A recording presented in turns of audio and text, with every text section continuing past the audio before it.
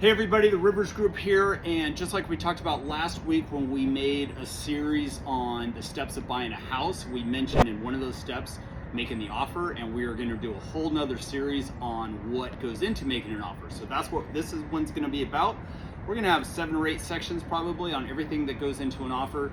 It doesn't matter if you are a buyer or a seller, because you're going to have to go through this on either side. If you're a buyer, you got to know what you're writing into the offer, and if you're a seller, you got to know what kind of information you're getting in the offer so you can see if it's actually a good one for you to accept or not.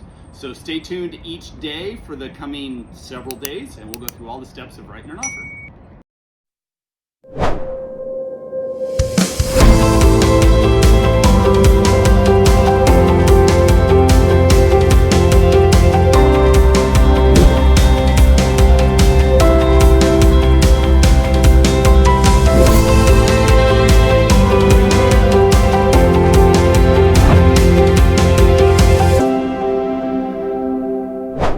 Okay, first and foremost, when we're talking about writing an offer, everybody, the first thing they say is, what are we going to offer? What kind of offer price? So, Ethan, let's talk about what goes into determining what kind of offer we're going to write as far as the price. I mean, do we look at other homes in the area, what they've sold for? Yeah, for sure. We're going to go and find comparable properties in the area, usually within the 3 months range of when they sold, and we'll go and compare it to that. Just make sure we're in the right line, you know, make sure we're looking in the right ballpark and that this house is realistically priced compared to other homes, and see if we want to make an offer that is comparable to that. Another thing that we want to talk about is how long has the house been on the market?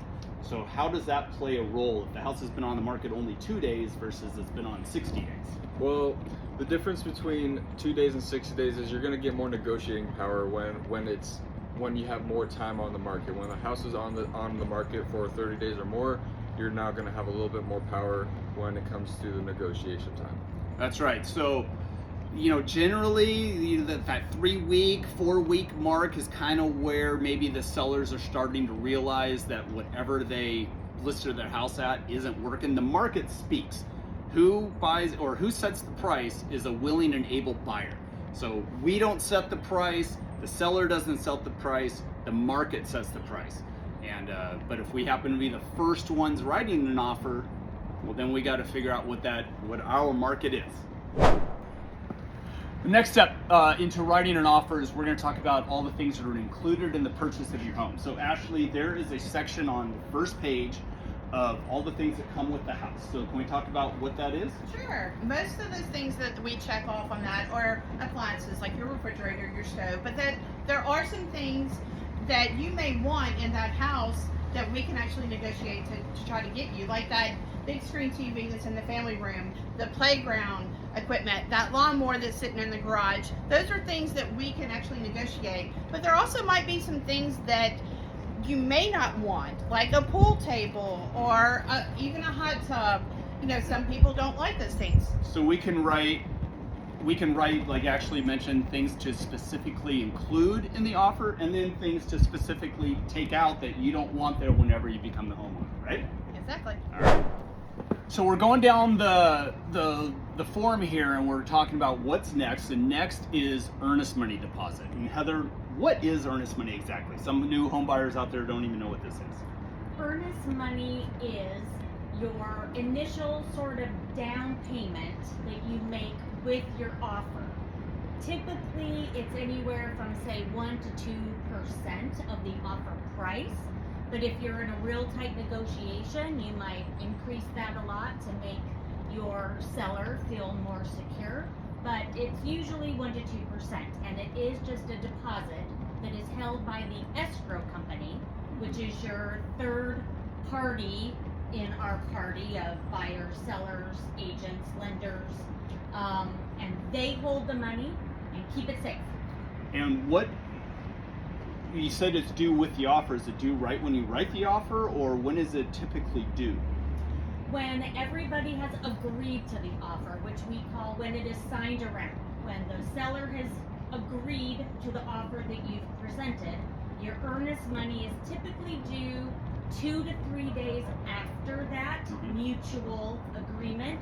Again, that's negotiable, but that's very standard, and you can wire it from your bank, which is typical, or sometimes you can drop off a personal check again at the escrow company. Right. And is it additional money, or where does that money end up going at the end? It is a part of your closing costs, so it is not additional. It's just the first little bit that's due initially right away. And what if the deal falls apart for some reason? Darren, our deals don't fall apart.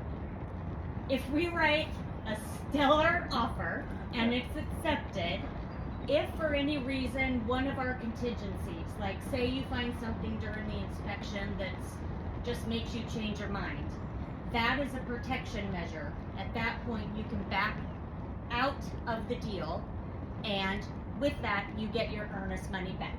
Yep. And really, the only time your earnest money is at risk is if you truly just change your mind after the time period of all those contingencies and decide not to purchase the house. Your earnest money could be forfeited to the seller as kind of compensation for them being off the market the whole time waiting for you to close your deal. But that's pretty rare, and you really almost have to just flake out at the end for that to happen. You're pretty protected with that earnest money as long as you're acting in good faith. So is there anything else that we need to talk about in this for these people watching? Yeah, we mentioned in a previous video about a contingency and recouping your earnest money. Oh yeah. What are some of those contingencies? Well, the biggest contingency up front, which has a lot to do with the deal and the price itself, is the financing contingency. Actually, so the financing contingency is just, it's a way, it's during the time where your lender is doing all their work, they order the appraisal. So if the appraisal is low, we can negotiate terms based on that. It's also the part of the offer where if we're going to ask for any concessions, such as help with closing costs, in the financing contingency, that's where we actually ask for the seller to cover some of your closing costs for you. And if for some reason your loan is not approved, by no bad faith on your part, it's not like you purposely sabotaged it, but if for some reason underwriting does not approve your loan and the deal cannot close, then that's one of the contingencies that protects your earnest money and you can get it back. Okay, so we've talked a lot about putting together, and we started to go into one of the contingencies, the financing contingency. So what other big contingency out there that people want to know about? I would say inspection contingency. Oh yeah, the inspection contingency. You want me to talk about that a little bit? So the inspection contingency is boilerplate language. Is you have 10 days after, as Heather mentioned, the contract is signed around, we have mutual acceptance. Boilerplate language is 10 days to get our inspection done. We usually try to shrink that down to 5 business days, but that's negotiable. And this is where we have an inspector come out and check out your home. And there's many responses that you can do the inspection. That is a way to terminate the deal if you don't like the inspection, if there's too many things for you to deal with, or you find something catastrophic and you just decide this isn't the house for you based on those things. You can terminate the deal, get your earnest money back through that inspection contingency. We want to talk about the 4 options of an inspection response. Sure. One of them, you can actually do a pass-fail response, and you either approve everything that went in with the inspection, or it failed the inspection and you still get your earnest money back. Right, yeah. Those are 2 of the options with the inspection. Like Ashley just mentioned, you're fine with the house as it is, and you're taking it as it is, and we're just moving forward. The opposite end of that is, for whatever reason, it just didn't sit well with you. You don't have to prove anything. We just say the inspection was not to your satisfaction, and we terminate the deal. There's 2 things in between. What are the 2 things in between, Heather?